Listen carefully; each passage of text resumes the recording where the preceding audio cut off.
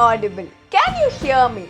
Don't just listen to me. Please do think about what I'm trying to say as well. A very warm welcome to Be Aware Soul YouTube channel. When I tell history, there are many who would hate it. There are many who feel history classes are damn boring. There are many who feel, it's very difficult to go through a history class. But why? Is it because there are so many dates, or is it because there are so many names, or why? Do you think history is just about dates and names? Wait a minute, it's not just that. History has a lot more we need to know. Take for instance our own life. Let me ask you a simple question. Do human beings make mistakes? Obviously, yes, we do make mistakes. So how do we react to such mistakes? So we react to such mistakes based on our experiences. Where do we get our experiences? We get our experiences from the past. So this is how past works. So we try to react better. We try to take better decision based on what happened in the past.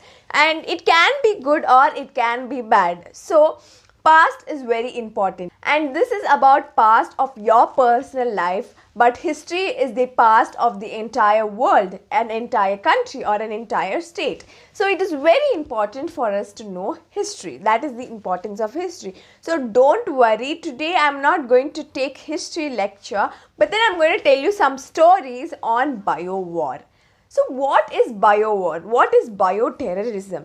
So bioterrorism is nothing but you use virus, bacteria or antigen to bring illness or death in human beings, and it is done in an illegal way. I spoke so much about history because I'm going to talk about historical events where bio-war happened. So why in today's context am I talking about bio-war or about bioterrorism?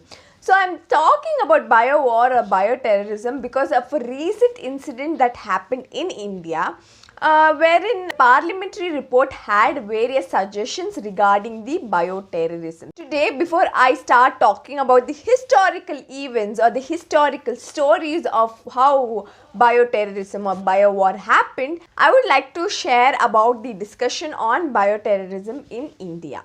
As we all know, the year 2020 has been a really huge struggle for us due to one famous reason, that is the coronavirus.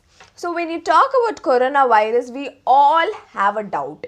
Is it man-made or was it a natural reaction? So this doubt brings us to the topic of bioterrorism. So when you talk about India's situation when such kind of activities happen, how strong are we to react to such situations? Do we have proper public facilities at such situations? So these are the questions that arose when the coronavirus pandemic was up. So at this point, there was a report in the parliament saying that it is very necessary, at least at this point of time, to make sure that we have certain laws regarding the bioterrorism. We know that we have a tight security when it comes to nuclear bombs or any sort of weapon in airport or malls or any other public places as such. But are they efficient enough in terms of biological agents? Can you scan biological agents that might be transmitted in the public to cause economic loss, to cause the downfall of the country? This is where laws to curb bioterrorism should be implemented. It should be implemented in such a way that it should be effective even if there is a situation as such as a bio-war or a bioterrorism that happens. We should be ready to react to such situations and there should not be a downfall. So here are a few stories that I would like to share with you, the stories of history from which we can learn. The earliest story or the first recorded story of bioterrorism or bio-war happened in 600 BC. So when you talk about this, there were two people, let us name them A and B for our understanding. A is Kirisha and B is the Greek. So here the story starts like this. Kirisha was a great ruler. He was ruling over a huge place and Greeks wanted to capture the Kirishas. But then it was not very easy for them to do so. So what they did was illegal. They tried to defeat them by reducing their power. They tried to reduce their power by inserting some kind of a biological weapon into the city. So how did they do that? They did this with a simple way of mixing some kind of a root. It is called the Helleborus root. It was mixed with the main city water supply from where the water for all the household went. So at last what happened was the people suffered with diarrhea and vomiting, and they started becoming very weak and unable to go for a war.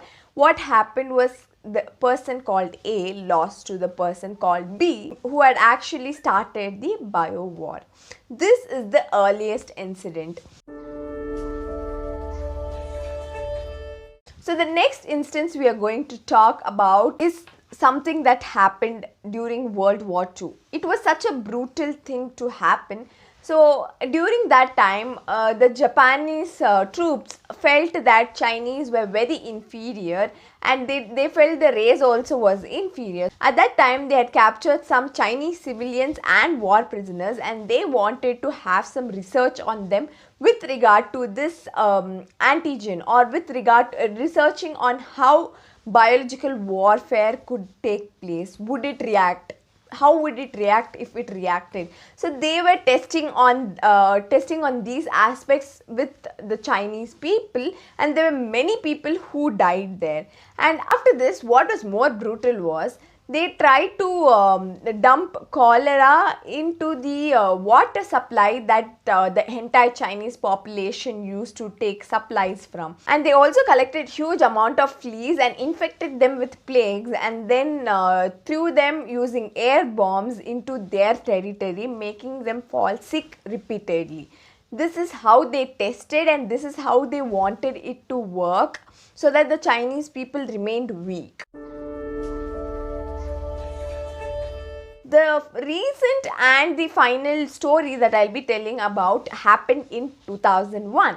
So in 2001, what happened was there was an anthrax attack. So what happened here was there were like 5 letters that were sent to prominent media teams and like senators. Senators are people who are like member of parliament in India. So like 5 letters were sent with anthrax, and when they opened the letter, they start reacting to the anthrax, and as a result, there were 5 people who died, and there were 17 people who fell ill at that point of time. And this case until today doesn't have a proper closure. There are theories about who did it. Until now, there is no proper conclusion with regards to it. So here are the 3 stories of how bio-war or bioterrorism took place, and why it would impact a lot of laymen or the common people, because it would lead to the economic fall, it would lead to the fall of the nation, and that is what they would require. So it is very crucial for us to stay safe from these kind of bio-wars or bioterrorism, to ensure safety and security of the country. When you talk about public health expenditure in India, we spend a very less amount of what is actually required. If we could ensure that the public health expenditure is increased and public health emergencies could be taken care of no matter what situation, it would be a safer place for us to live in. And that is why the government is wanting to react by making laws with regard to bioterrorism, not just laws but effective laws, to ensure that in future no one should use that as a weapon to threaten our country. Thank you. Have a nice day. Please do like, share, comment and subscribe. Don't forget to subscribe, and you can visit my blog beawaresoul.com, and you can follow me on Instagram, Twitter and LinkedIn. The links are given below in the description box. Thank you. Have a nice day.